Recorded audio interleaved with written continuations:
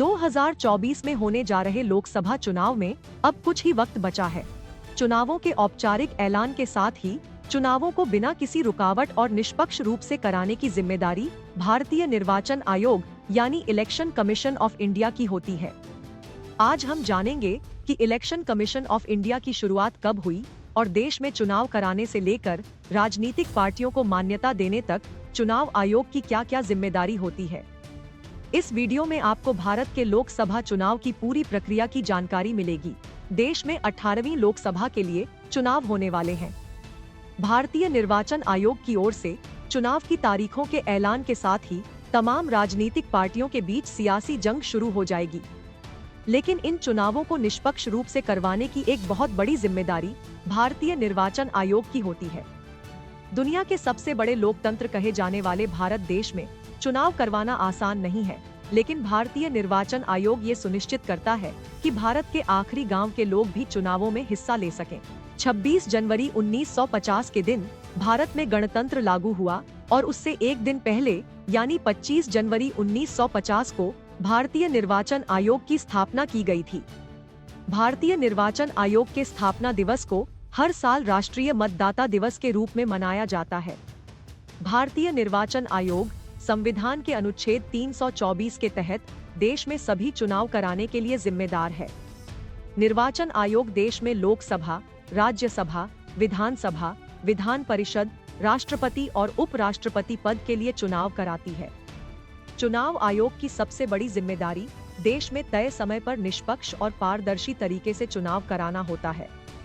आयोग जिस दिन चुनाव की तारीखों का ऐलान करता है, उसी दिन से आदर्श आचार संहिता लागू हो जाती है, जिससे पारदर्शी मतदान कराए जा सके। आदर्श आचार संहिता राजनीतिक पार्टियों के लिए गाइडलाइंस होती है और शासन प्रशासन से लेकर नेताओं को चुनाव के दौरान इसका पालन करना होता है। बता दें, भारतीय निर्वाचन आयोग ने पहली बार साल 1971 में 5वीं लोकसभा के चुनाव के लिए आचार संहिता लागू की थी। राजनीतिक पार्टियों को मान्यता देने से लेकर पार्टियों को चुनाव चिन्ह आवंटन करना भी निर्वाचन आयोग ही करता है। देश में चुनाव करवाने की सबसे पहली शर्त होती है निर्वाचन क्षेत्र का तय होना। चुनाव आयोग निर्वाचन क्षेत्रों का परिसीमन करता है, यानी ECI, विधानसभा और लोकसभा क्षेत्रों की सीमा तय करता है। इसके अलावा नए लोगों को वोटर लिस्ट में शामिल करना और निर्वाचन क्षेत्रों के लिए वोटर लिस्ट बनाना भी ECI का ही काम है। मतदान और मतगणना केंद्रों के लिए सभी तरह की व्यवस्था कराना भी चुनाव आयोग के जिम्मे होता है। और तो और चुनाव सुचारू रूप से हो सके, इसके लिए ECI चुनाव के दौरान होने वाले खर्च, चुनाव प्रचार और तमाम तरह की व्यवस्था पर नजर बनाए रखता है। पारदर्शी और निष्पक्ष चुनाव सुनिश्चित करने के लिए आयोग शिकायतों के आधार पर चुनाव के दौरान जिला प्रशासन के अधिकारियों के तबादले भी करता है। इसके अलावा चुनाव खत्म होने के बाद भी चुनाव आयोग के कुछ महत्वपूर्ण काम होते हैं।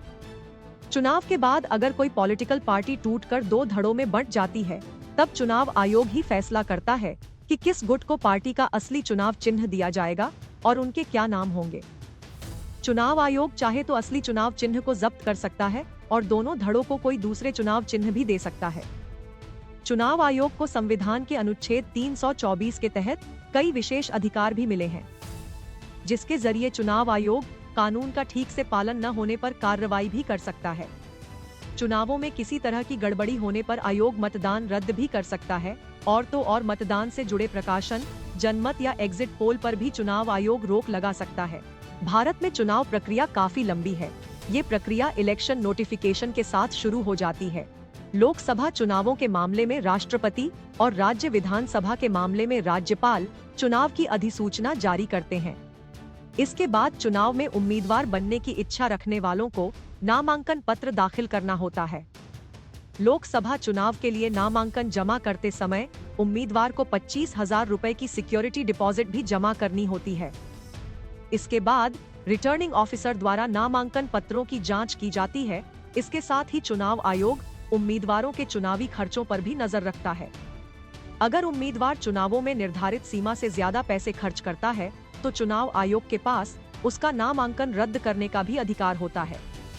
इसके बाद हर निर्वाचन क्षेत्र में चुनाव आयोग मतदान केंद्र स्थापित करता है और हर बूथ पर एक पीठासीन अधिकारी नियुक्त किया जाता है, जो मतदान अधिकारियों के साथ काम करता है।